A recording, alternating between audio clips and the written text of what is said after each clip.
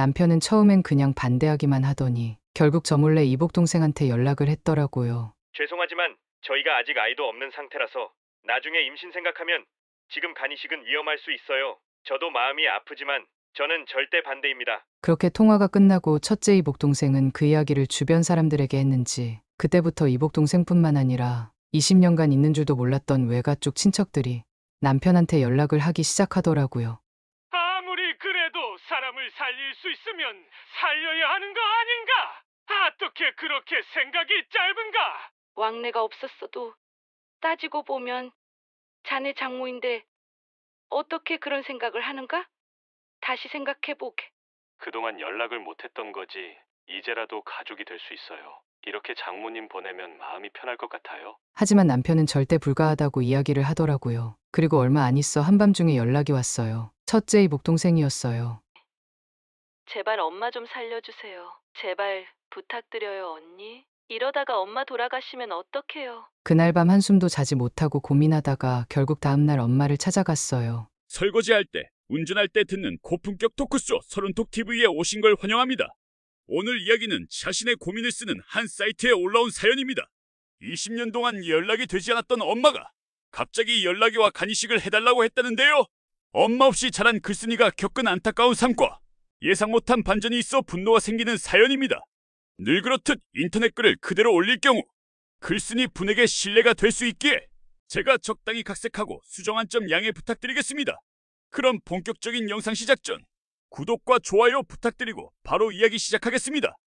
안녕하세요. 수원에 사는 31살 여자입니다. 최근 약 20년 전 집을 나간 엄마한테 연락이 와서 생각하지 못했던 일들이 너무 많이 생겼습니다. 지금도 마음에 너무 고민이 많아 이렇게 글을 써봅니다. 제가 어떻게 했어야 하고 앞으로 어떻게 해야 하는지 지금도 모르겠어서 회원님들의 의견을 듣고 싶고자 용기를 내 글을 씁니다. 제 인생이 워낙 사연이 많은 인생이라 글이 많이 기네요.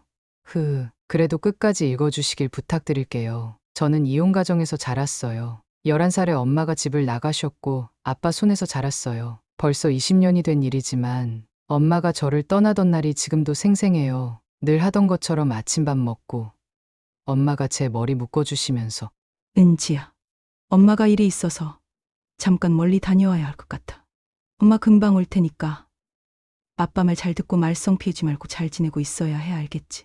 이렇게 말을 하시고 나가셨는데 그게 마지막이었어요. 그 후로 엄마는 한 번도 집에 안 오셨어요. 아빠는 어딘가로 계속 전화하고 계시고 할머니가 갑자기 저희 집에 오셨죠. 전 그때까진 멀쩡했어요. 당연히 곧 오실 거라고 생각했으니까요. 근데 이틀이 지나고 일주일이 지나고 한 달이 지났는데도 엄마는 안 오시더라고요. 그제서야 뭔가 이상하단 걸 알았죠. 처음엔 진짜 힘들었어요. 밤마다 울었는데 소리 내면 아빠가 들으실까봐 이불 속에서 몰래 울었어요. 학교 가기도 싫었어요. 애들이 자꾸 엄마 얘기하고 특히 어버이날 같은 행사 있을 때는 진짜 지옥이었어요. 화장실 가서 울고 보건실 가서 배 아프다고 누워있고 그렇게 시간을 때우곤 했죠. 요즘은 이혼가정이 많아 좀 낫다고는 하는데 제가 학교를 다닐 때는 이혼가정은 정말 아이들 사이에서 떠들기 좋은 주제였거든요. 전 그게 너무 싫었어요. 그래서 애들이 너네 엄마는?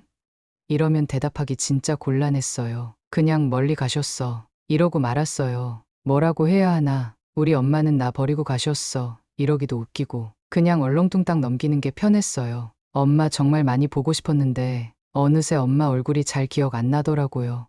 가끔 꿈에서 보면 얼굴이 흐릿하게 보여서 깜짝 놀라서 일어나곤 했어요. 그래서 앨범 보면서 엄마 얼굴 잊지 않으려고 했는데 나중엔 그것도 안 했어요. 보면 볼수록 더 화나고 서운해서 우리 아빠는 진짜 대단하신 것 같아요. 회사 다니면서 밤엔 편의점 알바하시고 주말엔 공사장에서 일하시고 한 번도 짜증 안 내셨어요. 저한텐 맨날 아빠가 있잖아 하면서 씩씩하게 웃으시는데 새벽에 혼자 우시는 거 들은 적 있어요. 모르는 척 했지만 그때 진짜 마음이 아팠어요. 한 번은 제가 밤새 토하고 열나서 앓은 적이 있었어요. 화장실 가서 토하는데 갑자기 엄마 생각이 나서 막 울었던 기억이 나요.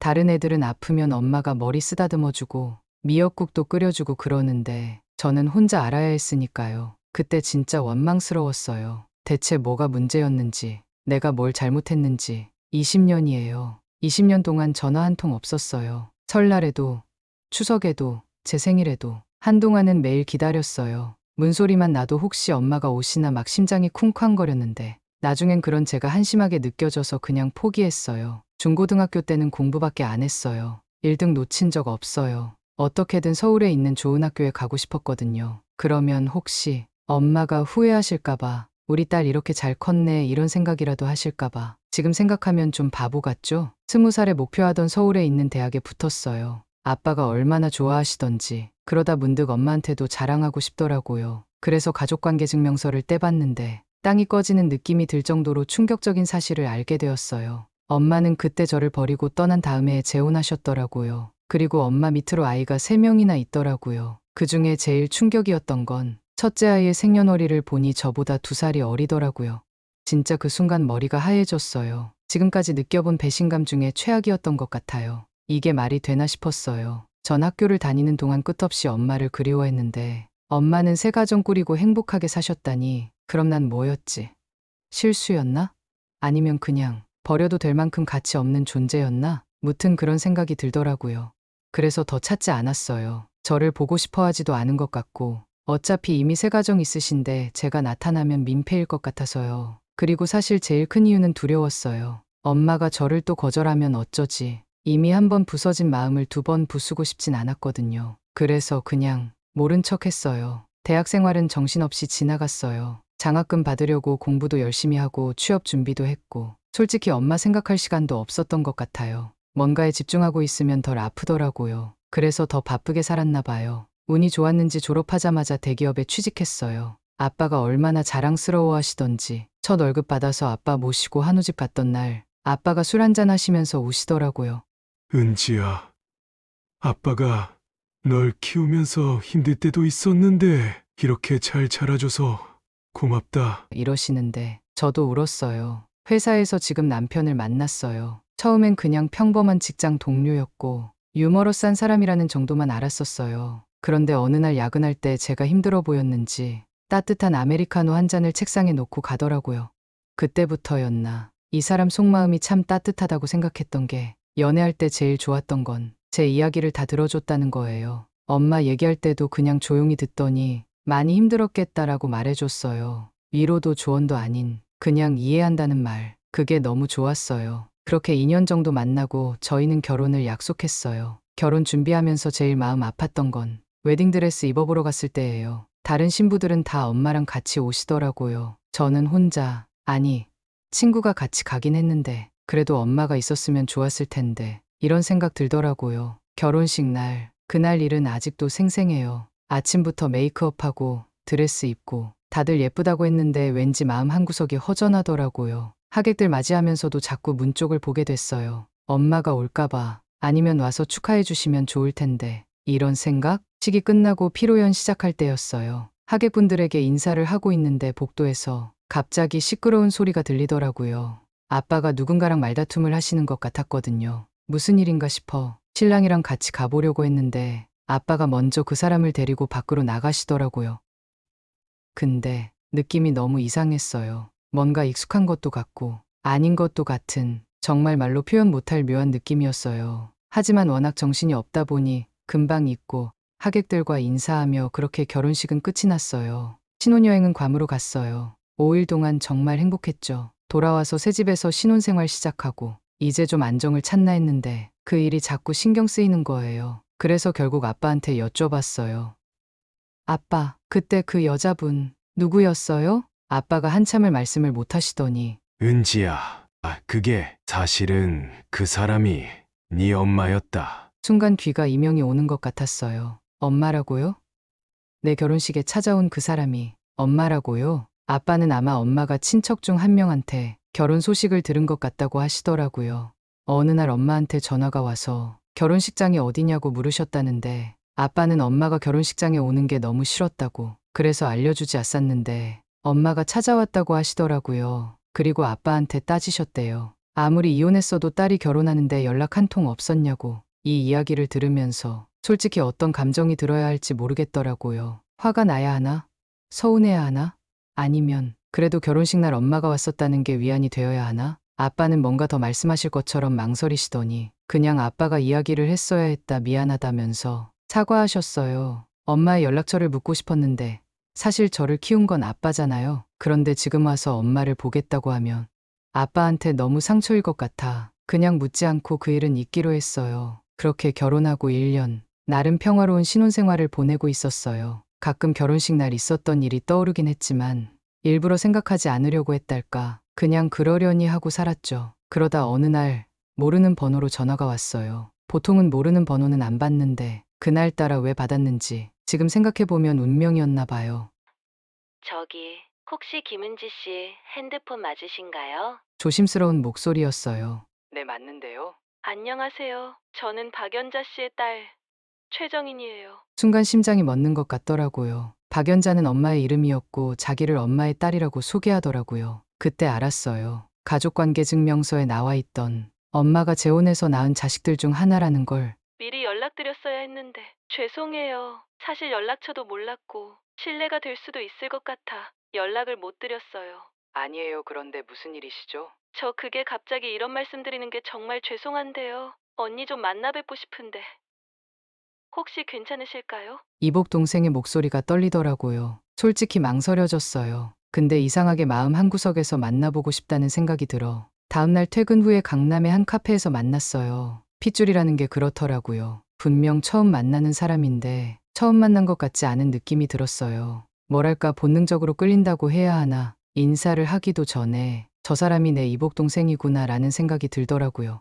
어색한 인사를 나누고 앉아있는데 갑자기 제 입에서 말이 나오더라고요. 엄마는 잘 지내세요? 그동안 얼마나 궁금했었는지 그 말 한마디에 20년 동안 참아왔던 게 터지는 것 같았어요. 이복 동생이 고개를 숙이더라고요.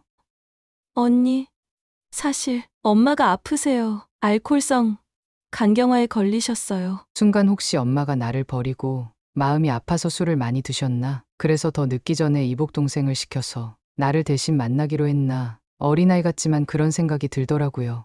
그런데 그런 생각은 오래가지 않았어요. 잠깐 고민을 하던 이복 동생의 다음 말이 제 생각이 틀렸다는 걸 알려줬거든요. 저희가 다 검사해봤는데 간 이식이 필요하대요. 근데 저희랑은 혈액형이 하나도 안 맞아서 너무 죄송해요. 이렇게 연락드리는 것도 그동안 엄마가 연락도 안 하셨는데 이런 부탁을 하는 것도 근데 살려야 할 것 같아서. 이복 동생이 울면서 이야기하는데 솔직히 머리가 복잡했어요. 20년 동안 연락 한 번 없다가 이제 와서 간이 필요하니까 연락하는 거잖아요. 이게 말이 돼요? 근데 또 한편으로는 그래도 엄마인데 이러다 돌아가시면 어쩌지?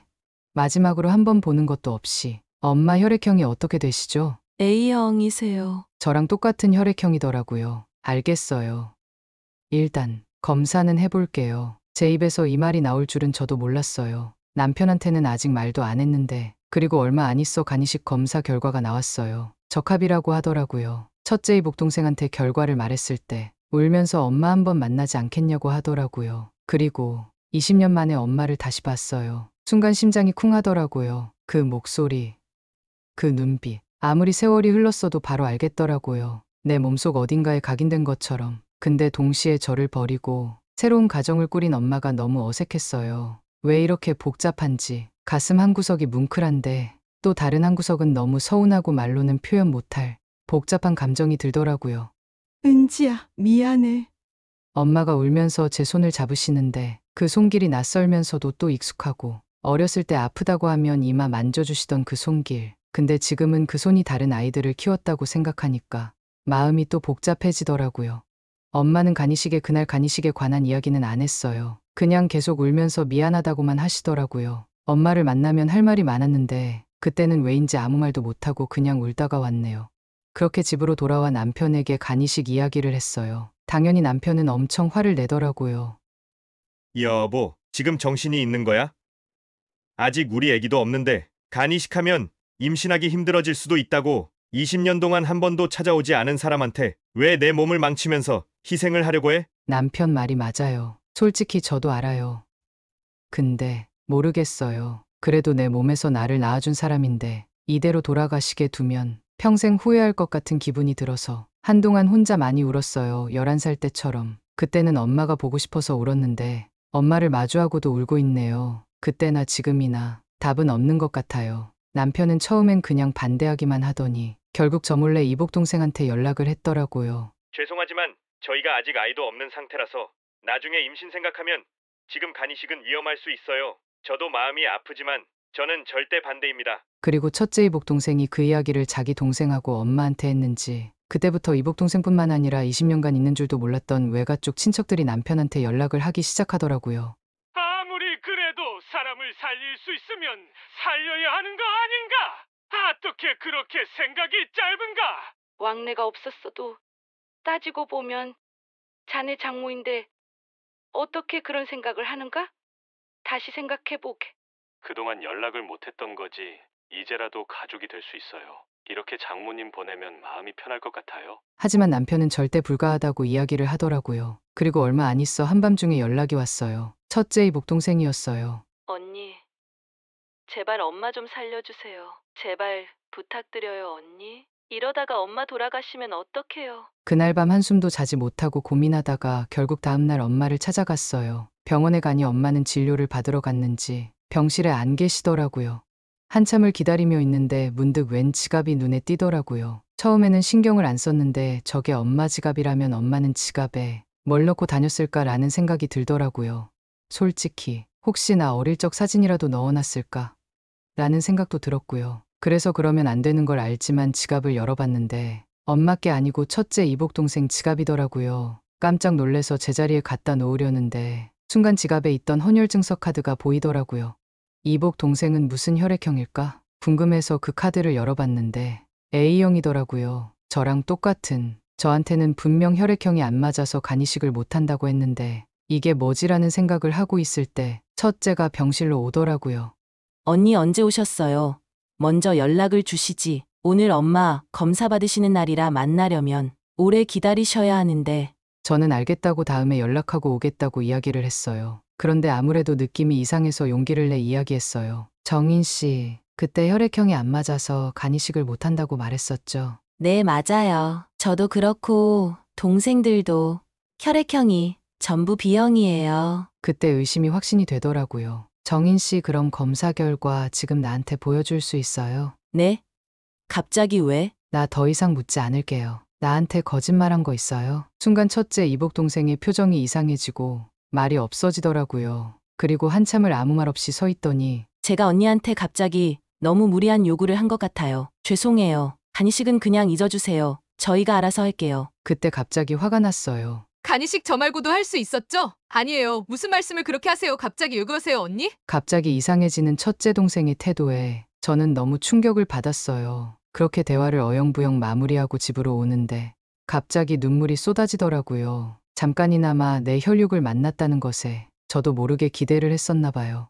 집에 와서 있는데 남편이 제 표정을 보고 무슨 일인지 계속 묻더라고요. 처음에는 말을 안 하려고 했는데 나중에 이 사실을 남편이 알면 얼마나 섭섭할까라는 생각이 들어 결국 이야기를 하게 되었습니다. 이야기를 다 들은 남편은 한참을 멍하니 있다가 혼잣말로 욕을 하더니 아빠한테 전화를 했어요. 장인어른 갑자기 죄송한데 지금 장인어른 댁으로 찾아뵈어도 될까요? 남편은 아빠를 만나자마자 모든 이야기를 했어요. 이복 동생들의 연락부터 엄마의 상태까지 전화 내용이랑 문자도 다 보여드렸죠. 그리고 혈액형 이야기도 했습니다. 이야기를 다 들은 아빠의 표정이 순간 너무 무서워지시는 거예요. 제가 태어나서 본 적 없는 이 객스엑스들이! 아빠가 욕을 하시는 것도 처음 들어봤어요. 한참을 입을 다물고 환한 얼굴을 하던 떨리는 목소리로 말씀하셨어요. 은지야, 이제는 내가 알아야겠다. 내 엄마가 너를 떠난 건 다른 남자하고 바람이 나서 떠난 건다. 내가 10살 때였나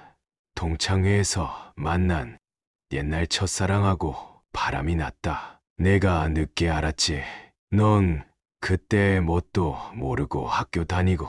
아빠 목소리가 점점 작아지셨어요. 그러다 갑자기 이혼을 해달라고 하더니 얼마 안 가 가출을 했다. 수소문에서 겨우 찾아냈는데 그 첫사랑인가 하는 남자하고 같이 살고 있었다. 내가 울며불며 사정하면서 그 여자를 집으로 데리고 오려고 했는데 미친 사람처럼 악을 쓰며 이혼해달라고 했었다. 나와의 결혼은 원치 않은 결혼이었고 내가 방 안이 순간 정적에 빠졌어요. 내가 원치 않은 아이였다고. 그렇게 말하더라고. 그래서 이혼했다. 아무리 남자한테 미쳤어도 엄마인 여자가 그딴 소리를 한다는 게 용서가 안 됐어. 그래서 더 네가 간이식 같은 거 하면 안 돼. 사람은 염치라는 게 있어야 하는 거다. 그렇게 우리를 떠나놓고 이제 와서 그딴 소리를 한다는 게 말이 되니? 나 네 결혼식이 끝나고 그 여자한테 이 연락처를 알려줬었다. 아무리 그래도 전륜으로 이어진 인연을 내 마음대로 끊는 게 마음이 안 좋아서. 그런데 그 여자가 너한테 연락을 했니? 만약에 그 여자가 아프지 않았다면 네 연락처를 그 여자 자식한테 알려줬을까? 엄마가 불륜에 빠져서 저를 버리고 갔다니 정말 충격적인 이야기였어요. 제 기억 속에 엄마는 그런 사람이 아니었거든요. 그러다 순간 머릿속에 어렴풋한 기억이 스쳐 지나갔어요. 아마 10살쯤이었던 것 같아요. 어느 날 처음 보는 이쁜 원피스를 입은 엄마가 갑자기 저를 원천 유원지에 데려갔고 거기서 어떤 남자와 같이 놀았었어요. 엄마는 그때 그 남자를 삼촌이라고 부르라고 했었는데 그 남자는 저한테 정말 차갑게 대했었죠. 저도 그 남자가 싫어서 계속 틱틱거렸더니 저에게 버릇이 없다며 혼을 냈었어요. 그리고 엄마는 그 남자를 어르고 달래며 저한테는 똑바로 예의를 갖추라고 화를 냈었죠. 그때는 그냥 제가 모르는 친척을 만난 줄 알았는데 지금 보니 엄마는 자신의 아이를 상간남에게 소개해주고 같이 데이트를 한 거였어요. 한참을 한숨을 쉬며 앉아 계시던 갑자기 아빠가 병원으로 가자고 하셨어요. 평소 같았으면 지금요?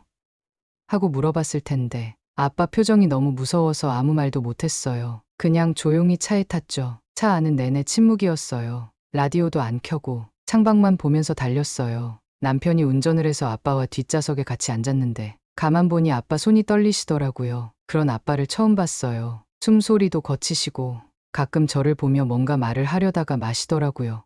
그렇게 약간 늦은 시간에 병원에 왔어요. 남편이 주차장에 주차를 하는 동안 아빠와 저는 먼저 내려 엄마가 있는 병실로 갔어요.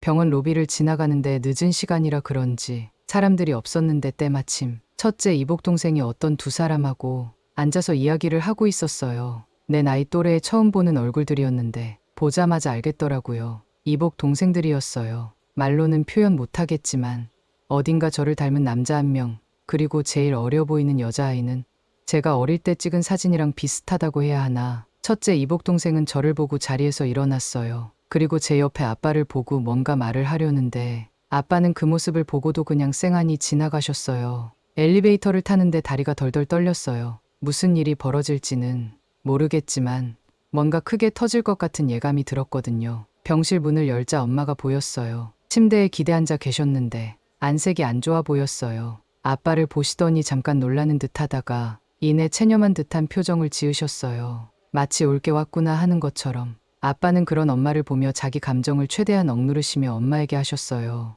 당신 진짜로 은지한테 간이식을 해달라고 했어? 아빠의 질문에 엄마는 아무 말도 못 하시더라고요. 그 모습을 보던 아빠가 정말 미친 사람처럼 화를 내기 시작했어요. 만나보네. 당신 진짜 미친 거야? 20년 만에 연락을 해서 간을 달라고 해? 남자한테 정신 나가서 다 버리고 나가더니 20년 만에 연락을 해서 간을 달라고 해? 네가 인간이야? 이 씨발년아, 어떻게 인간이 그래? 이 지랄하려고 왠지 결혼하는데 왜 연락 안 했냐고 개지랄을 한 거야? 엄마에게 폭언을 하는 모습을 보며 첫째 이복 동생이 놀래서 아빠를 말렸어요. 하지만 소란을 더 커졌고 뒤늦게 병실에 들어온 둘째와 셋째 이복 동생이 그 모습을 보고 화를 내며 막아섰어요. 아니 씨발 아저씨 뭔데? 뭔데 왜 엄마한테 욕질인데? 아버지는 둘째를 보더니 더 흥분을 하셨어요. 왜 그러냐고? 네 애미한테 물어봐라. 내가 지금 왜 이러는지. 둘째가 약간 당황한 표정으로 엄마를 쳐다봤어요. 그때 첫째가 둘째에게 이야기했어요. 이분 은지 언니, 아버님이셔. 둘째가 그 이야기를 듣고 당황한 듯 잠시 말을 못 잇더니 다시 이야기를 시작했어요. 아, 제가 몰라 봬서 죄송합니다. 근데 무슨 일인지는 모르겠지만 아무리 그래도 저희가 보는 앞에서 이러시는 건 너무하시는 거 아니세요? 너무해! 당신이 내 입장이 되어봐. 바람나서 이혼해달라고 난리를 쳐서 이혼해줬더니 20년 동안 단 한 번도 연락이 없다가 이제 와서 간이식 해달라는데 세상에 어떤 애비가 가만히 있겠어? 순간 이복 동생들의 얼굴이 창백해졌어요. 네. 아저씨가 바람 피워서 이혼하신 거 아니었나요? 순간 아빠의 표정이 돌변했어요. 뭐라고? 엄마가 당황한 듯 첫째 이복 동생을 제지하려 했지만 이미 늦었어요. 엄마가 그러셨잖아요. 아저씨가 바람피워서 어쩔 수 없이 이혼하셨다고. 아빠의 얼굴이 새하얘졌다가 이내 불그락불그락해지셨어요. 내가 바람을 피워? 너 그 새끼하고 바람나서 무슨 짓 하고 다녀? 엄마가 급하게 말을 막으셨어요. 당신 지은이 보느라 내가 힘들어할 때 뭐 도와준 적이나 있어요?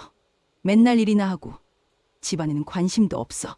어이가 없네. 관심이 없었다고? 내가 왜 그렇게 뼈가 부서져라 일을 했겠냐? 네가 나보고 돈 없다고 노래를 불렀잖아. 근데 넌 내가 그렇게 번 돈으로 딴 새끼랑. 지나간 일은 그만 말해요. 당신하고 10년을 살면서 단 한 번도 행복한 적이 없었어. 그 사람은 내가 당신하고 이혼을 하는데 아무런 관계가 없어. 아빠가 갑자기 크게 소리를 지르셨어요. 그래, 행복한 적이 없어. 그래서 11년을 애 낳고 살았냐? 좋아, 그럼 확인해보자. 내 남편 그 새끼 어딨어? 불러와봐. 병실이 순간 조용해졌어요. 이복 동생들의 표정이 굳어지는 게 보였어요. 둘째가 갑자기 자조적인 웃음을 지었어요. 그 사람요?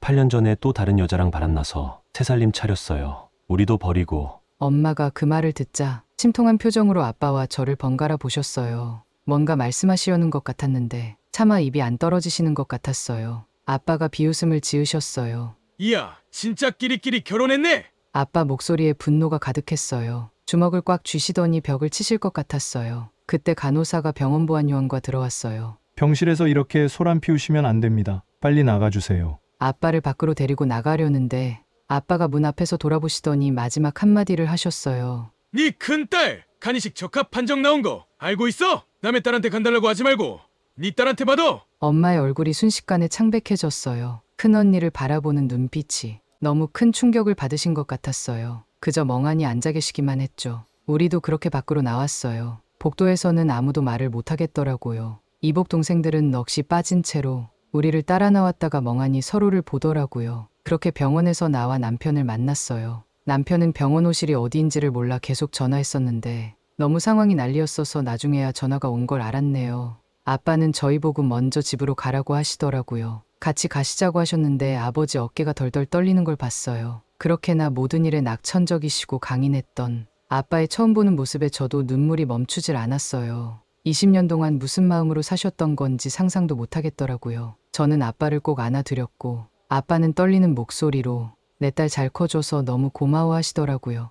그 모습을 본 남편이 장인어른 오늘 저희 집에서 주무시죠? 라고 하더라고요. 그리고는 억지로 아빠를 차에 태워 집으로 모셔갔어요. 그리고 남편은 너무 고맙게도 술안주를 손수 준비해줬고 그날 저녁 우리는 아버지와 술을 마셨어요. 무거운 상황에 한동안 서로 아무 말 없이 술을 마셨는데 남편이 분위기를 바꿔야겠다고 생각했는지 슬슬 아빠에게 애교를 부리더니 이상한 춤을 추기 시작하더라고요. 그 모습을 보고 아빠랑 저는 어이가 없어 멍하니 봤는데 갑자기 아빠가 크게 웃기 시작했고 그날 우리는 울고 웃으며 밤새 술을 마셨어요. 그때 아버지가 저희한테 하신 말씀이 마음을 울렸어요. 얘들아, 9번 슬퍼도 한 번 기쁘면 사라지는 게 인생이라더라. 오늘이 나한테는 그 한 번인 것 같다. 너무 고맙다 얘들아. 너무 고마워. 그렇게 그날 이후 일주가 지나고도 마음이 너무 복잡했어요. 계속해서 엄마의 마지막 모습이 머릿속에서 지워지지를 않더라고요.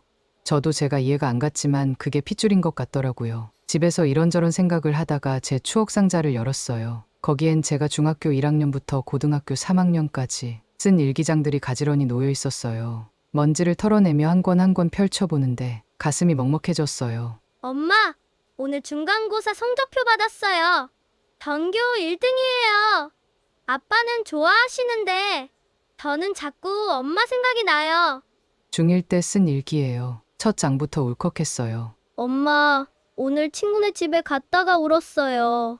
친구 엄마가 간식도 챙겨주시고 머리도 쓰다듬어 주시는데 갑자기 목이 메어서 화장실 가는 척하고 울었어요. 중2 때 일기를 넘기다 발견한 페이지예요. 엄마, 저 이제 고등학생이에요. 교복 입은 제 모습 보고 싶지 않으세요? 전 매일 아침 거울 보면서 생각해요. 엄마는 지금 어디서 뭐 하시는지, 행복하신지. 일기장을 한 장 한 장 넘길 때마다 그때의 기억이 물밀듯이 밀려오더라고요. 아침에 일어나면 제일 먼저 엄마 방을 훔쳐보던 버릇, 현관문 소리만 나도 심장이 뛰던 순간들, 매일 밤 이불 속에서 울면서 쓴 일기들, 고3 때는 더 못 견디겠더라고요. 엄마, 수능 100일 남았어요. 다른 애들은 다 엄마가 힘내라고 간식도 챙겨주시는데 저는 아빠가 사다 주신 빵으로 100일 축하했어요. 아빠한테는 티 안 냈는데 화장실 가서 울었어요. 16권의 일기장. 여기엔 사춘기 소녀의 외로움과 그리움, 원망이 가득 담겨 있어요. 한 장 한 장이 눈물로 쓰여진 것 같았어요. 이제와 다시 보니 그때 제가 얼마나 엄마를 보고 싶어 했는지 새삼 느껴지더라고요.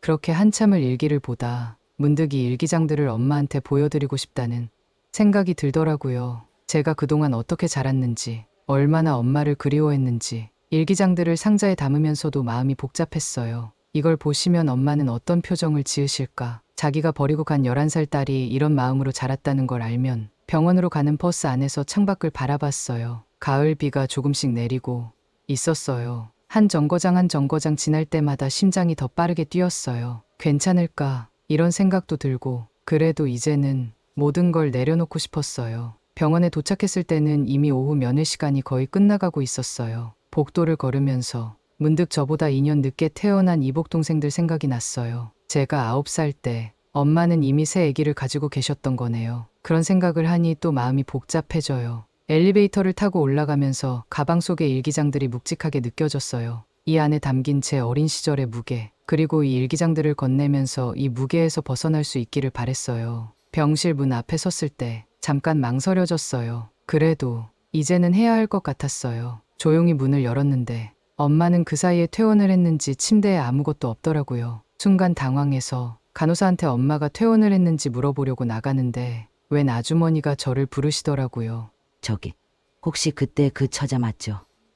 아버지랑 같이 왔던.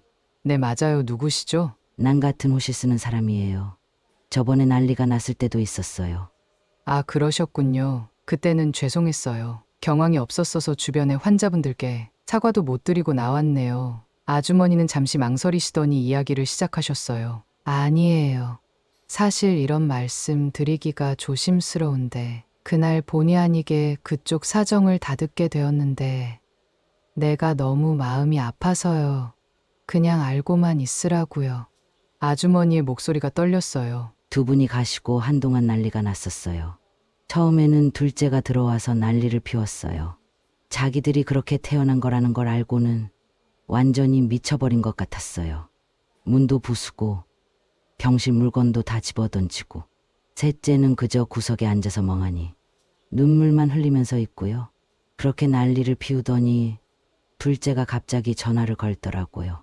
자기네 아버지한테. 처음에는 조용히 이야기하다가 갑자기 고성이 나왔어요. 막 욕을 하고 화를 내더니 전화를 끊더라고요.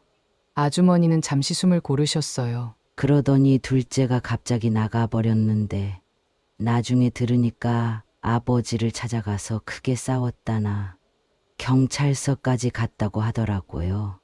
셋째는 조용히 엄마 곁에 있긴 했는데 뭐랄까 너무 불쌍해 보이더라고요. 엄마한테 뭐라고 이야기를 하는 것 같은데 말하다 흐느끼고 그렇게 혼자 울다가 어디로 나갔다 들어오고. 근데 더 큰일은 큰언니 때문에 났어요. 간이식이 가능한데 숨기고 있었다는 게 밝혀지면서 둘째, 셋째가 또 달려들었죠. 이식을 하기 싫으면 싫다고 이야기를 하지 왜 거짓말을 해서 얘 이 모양을 만든 거냐고요. 그러자 첫째가 엉엉 울면서 말하더라고요. 무서운 걸 어떡해? 그리고 난 엄마가 그 언니를 그렇게 떠난 줄을 몰랐단 말이야. 왜 항상 나만 희생해야 하는데? 어렸을 때부터 왜 나만 희생해야 하는 건데? 아주머니의 한숨이 깊어졌어요. 어머님은 그저 침대 한 구석에서 계속 우셨어요. 자식들이 서로 물고 뜯고 그걸 보면서도 아무 말도 못 하시고 그냥 눈물만. 그 일이 있고 자식들이 전화도 안 하고 병실에도 잘 찾아오지를 않더라고요. 그래도 예전에는 셋이서 번갈아 가면서 병원을 왔었는데 그제 셋째가 잠깐 왔었는데 떠나면서 이런 말을 하더라고요. 엄마, 난 그래도 엄마를 사랑해요. 근데 지금은 저희도 마음이 너무 아파서요. 조금 시간이 필요할 것 같아요. 언니하고 오빠한테 제가 자리하게 해볼게요. 쉬고 계세요. 그렇게 셋째가 가고 새벽 내내 흐느끼며 우시다가 갑자기 어제 퇴원을 하시더라고요. 에휴, 뭔 놈의 가정사가 그리 복잡한지 옆에서 보는데도 너무 답답하더라고요. 이야기를 듣고 병원을 나오는데 눈물이 나더라고요. 또 나한테는 아무 말 없이 사라지셨구나. 오는 길에 엄마를 떠올려 봤어요. 기억 속의 엄마는 항상 유쾌하고 따뜻한 냄새가 나는 사람이었는데 지금 엄마는 내 기억 속의 엄마와 같은 사람일까? 한참을 고민하다 깨달았어요. 내가 사랑하는 엄마는 나를 떠나던 날 죽은 거구나. 다른 사람의 엄마구나. 내 일기장을 보여줄 필요도 없는 사람이구나. 라는 생각이 들었어요. 그날 일기장을 버리고 집에서도 한참을 울었네요. 그리고 이제 진짜 엄마라는 존재를 마음속에서 지우기로 마음먹었었어요. 그런데 어제 셋째한테서 문자가 왔어요. 언니, 엄마가 많이 안 좋아지셨어요. 그때 그런 일이 있어서 연락드리기가 죄송한데요.